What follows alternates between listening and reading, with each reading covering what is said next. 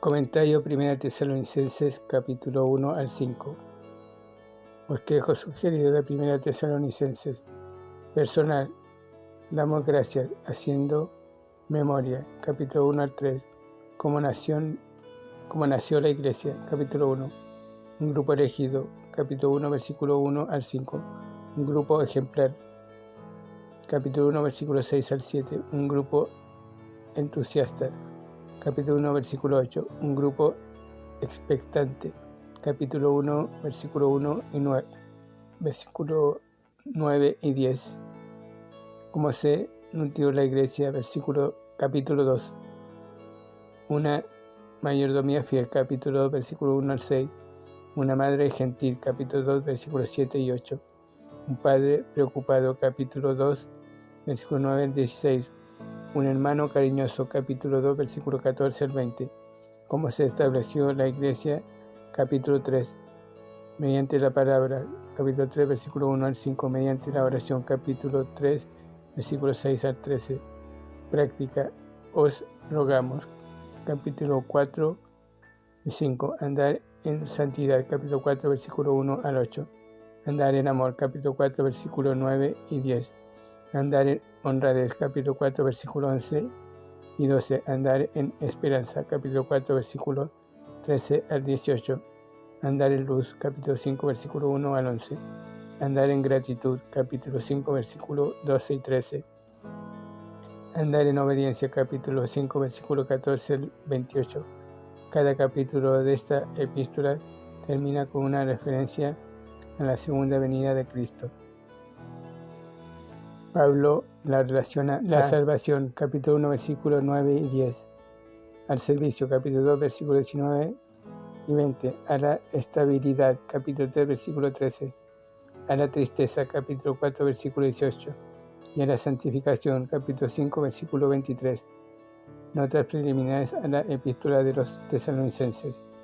La ciudad, usted puede ubicar en su mapa la moderna ciudad de Salónica y al hacerlo habrá hallado el sitio de la antigua ciudad de Tesalónica. Originalmente se la llamaba Terma, debido a las fuentes termales del área, pero alrededor de 300 años antes de Cristo, Casandro, rey de Macedonia, le cambió el nombre en honor a la hermana de Alejandro del Grande.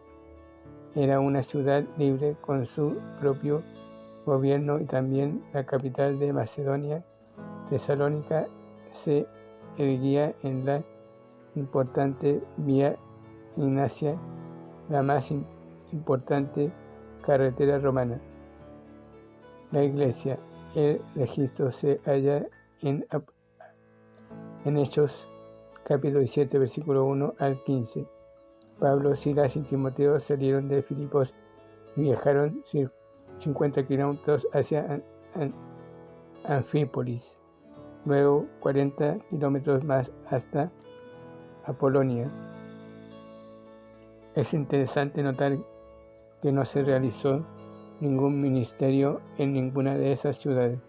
Su siguiente etapa les llevó alrededor de 65 kilómetros más allá, hasta Tesalónica, donde Pablo ministró en la sinagoga alrededor de 3 semanas y vio muchas personas convertidas. En la ciudad había un grupo grande de prosélitos gentiles, griegos piadosos. Hechos capítulo 7, versículo 4. En la sinagoga y respondieron entusiastamente junto con algunos de los judíos. Esta clase de éxito enardeció a los judíos ortodoxos y fraguaron un motín para abochornar a los cristianos y obstaculizar el ministerio de Pablo. Los creyentes estimaron que era mejor que Pablo y su grupo se fueran, lo cual hicieron. Yendo primero a Berea, Pablo dejó a sus compañeros en Berea y siguió solo hasta Atenas. Cuando Timoteo se le unió allí, el apóstol le envió de regreso a Tesalónica para animar a la nueva iglesia. 1 Tesalonicenses capítulo 3, versículo 1 al 3. Finalmente, todos se reunieron en Corinto. Hechos capítulo 18, versículo 5. Timoteo informó respecto al estado de la pequeña iglesia en Tesalónica, fuera de Corinto, alrededor del año 50 después de Cristo, que Pablo escribió Primera Tesalonicenses, Segunda Tesalonicenses. La escribió pocos meses más tarde. La correspondencia. La primera carta tenía varios propósitos. 1. Animar y confirmar en las cosas de Cristo a los nuevos creyentes. 2. Responder a las falsas acusaciones hechas contra Pablo y su ministerio. Capítulo 2, versículo 1 al 12. 3. Explicar que el cristiano muerto participará de la segunda venida de Cristo. 4.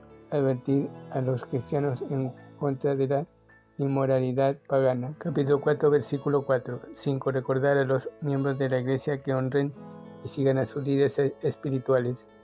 Capítulo 5, versículos 12 y 13. Y 6. Advertir a los creyentes que habían dejado sus trabajos y estaban ociosos debido a que pensaban que Cristo volvería pronto. Capítulo 2, versículo 9. Segunda de Tesalonicenses se escribió pocos meses más tarde. Las persecuciones en contra de la iglesia empeoraban. Segunda de Tesalonicenses capítulo 1, versículos 4 y 5. Y la gente necesitaba estímulo. Los ociosos en la iglesia no habían vuelto a trabajar. Segunda de Tesalonicenses capítulo 3, versículos 6 al 12.